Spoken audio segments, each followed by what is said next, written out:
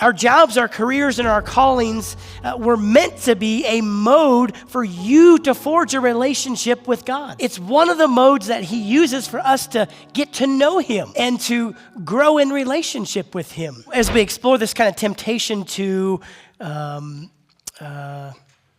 chase after wealth, chase after possessions, try to find security and satisfaction in finances or the things that finances can buy, we needn't go to the other extreme of discouraging and demonizing solid financial planning. I think that's a biblical concept.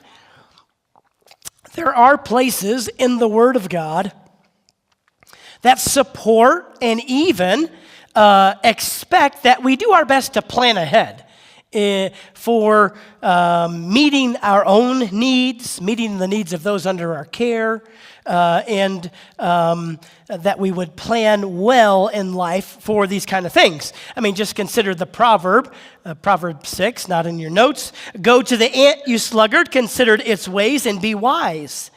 The ant has no commander, it has no overseer or ruler, yet the ant stores provision in summer and gathers its food at harvest. That proverb goes on to say, how long will you lie there, you sluggard? Will you get up from your sleep, a little slumber, a little folding of the hands to rest, and then poverty comes upon you like a thief and scarcity like an armed man. This is Proverbs 6. This is one of the passages that we understand is just speaking about the wisdom of, right, of going to work and providing for yourself, providing for those in your care, planning ahead in life so that you don't find yourself in a desperate situation. I think we're all deeply encouraged and instructed in the Word of God to work for and plan for our necessary needs. Food, shelter, right? Clothing, to have all these basic things for ourselves and for those who are under our care. So, and even to prepare for the years in which we're not able to work like we were when we were younger. So things for like retirement, all these things, these are wise things to plan for. The scriptures are very clear about that. Yet the pursuit of the necessities of life, food, clothing, shelter, life after our working years, Jesus made it clear. He said, do not fret or worry about these things. Don't let these things overtake your life in the way of anxiety and fear and worry and concern, because your Father knows what you need and he will make sure that you are taken care of, but you must seek first his kingdom, and then all these things will be taken care of. So in the words of Jesus, he says, I want you to be content with the things that God is willing to provide for you. I want you to focus first on seeking him and his kingdom, chasing after him. Then all these basic things that you need in life will be taken care of. And so he gives this kind of warning. Hey, don't give in to worry. Don't give in to anxiety. Don't give in to fear about your basic needs, because he will take care of you. Instead of doing that, go after him, chase after him, seek his kingdom first. Then all these things will be taken care of. Because Jesus knew that we can find ourselves in all kinds of inner turmoil about the basics of life unless we're depending on him to take care of us. But even more, he also knew that once our basic needs are met, that there would be a temptation to gain more and more and more without end. And so he says, not only do you want to depend on God to take care of the things that you need, but you also need to put his kingdom first, because there is a temptation before you that is going to call you and draw you to say, well, you need more food. You need more clothing. You need more shelter. You need the finer things. You need a bigger house. You need nicer clothes. You need more expensive vehicles, ones with more gadgets and toys. You need a bigger 401k. You need more and more investments. You need greater and greater status, nicer neighborhoods, more prestigious houses, more elite circles to run in, more toys to play with. Jesus knew that it's entirely possible to spend your entire life chasing after more. So he said, instead, seek first my kingdom. Seek first my kingdom, and then all the things that you need will be provided for you. You'll be taken care of. Why? Because your Father already knows what you need. Life is too short to chase after wealth. Chase after God instead. So this is exactly what we're going to see in the life of King David as we close out the book of 1 Chronicles, is that King David made it a point that he wasn't going to chase after all these other things. But what we find in 1 Chronicles as it ends in the last two chapters is that David chased after God, and he challenged Solomon to do the same thing, his son.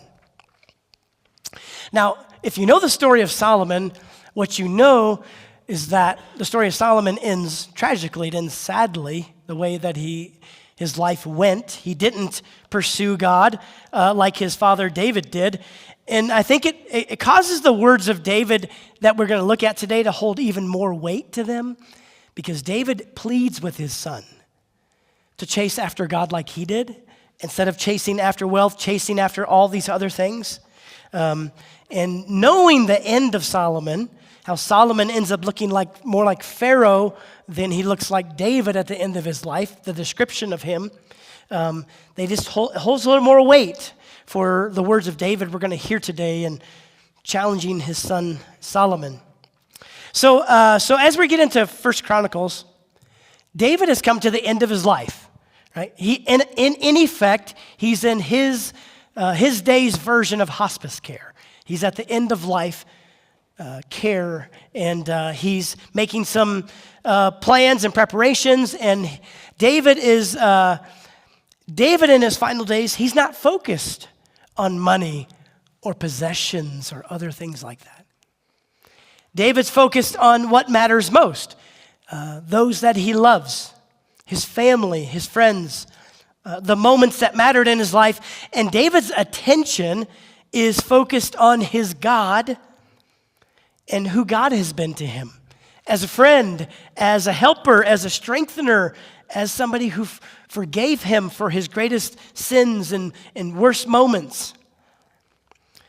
And in this moment, as David is near his end, he turns to his son Solomon, and he charges Solomon from the depths of his heart. He says, Solomon, follow in my footsteps. Not in everything, but in his pursuit of going after God.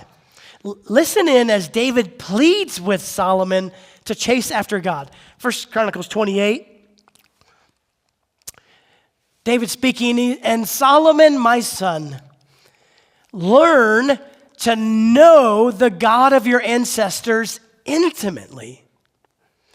Worship and serve him with your whole heart and a willing mind. For the Lord sees every heart, and he knows every plan and every thought. If you seek him, Solomon, you will find him. But if you forsake him, he will reject you forever. So take this seriously. The Lord has chosen you to build a temple as his sanctuary. Be strong and do the work. So as we kind of explored a little bit last week, and there's a little more discussion about it this week, Solomon was given the responsibility by God and charged by David to be the one to build the temple. This would be an enormous project, taking many, many, many years for it to be completed.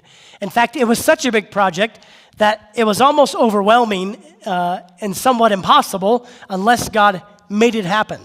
And so David, just at the end of this kind of charge, he charges Solomon with that responsibility. But David doesn't just weigh him down with this responsibility.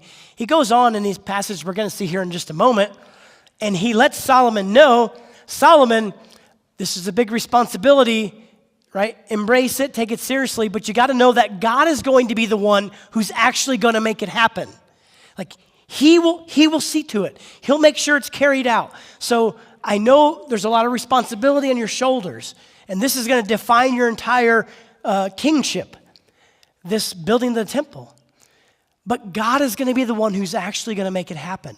So let the pressure come off of your shoulders, right? But what he's doing even more than that, he's not calling Solomon to just build a temple. He's calling Solomon to build a relationship with the God, right, that he has known for his whole life. And he's telling him, listen, know him intimately.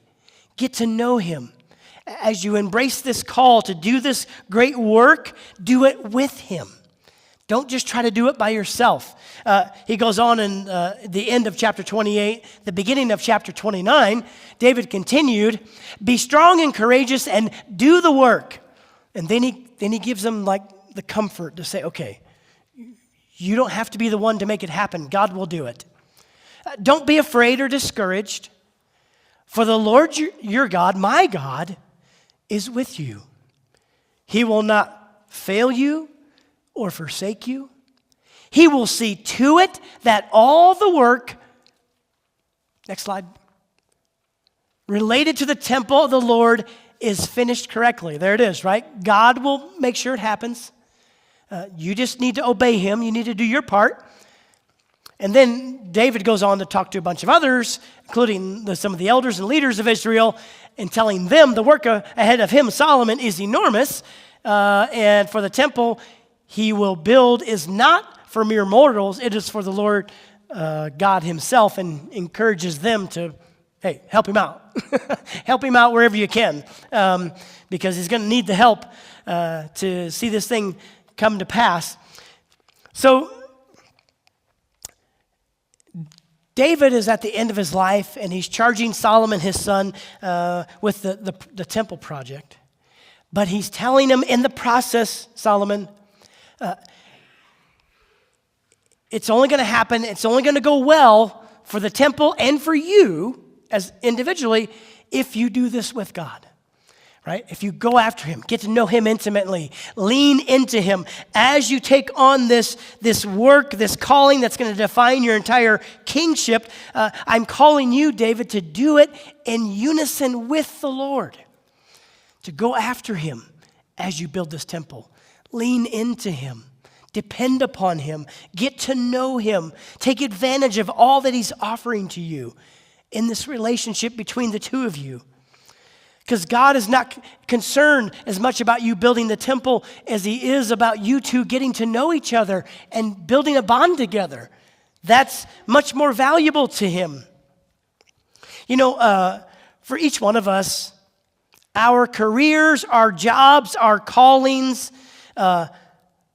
even the things that maybe we do in retirement after these parts of our years are done, whether we're volunteering or serving or working in a part-time capacity, these things are not ends in themselves. Whatever we're doing in our jobs and the things that we take on. Yes, the Lord uses our job to put food on the table and to provide for ourselves and for others who are, right, under our care. But our careers, our jobs, and our callings were never meant to be an end in themselves. They were never meant to become a never-ending treadmill or rat race to go after more and gain more and get more. Our jobs, our careers, and our callings were meant to be a mode for you to forge a relationship with God. It's one of the modes that he uses for us to get to know him and to grow in relationship with him.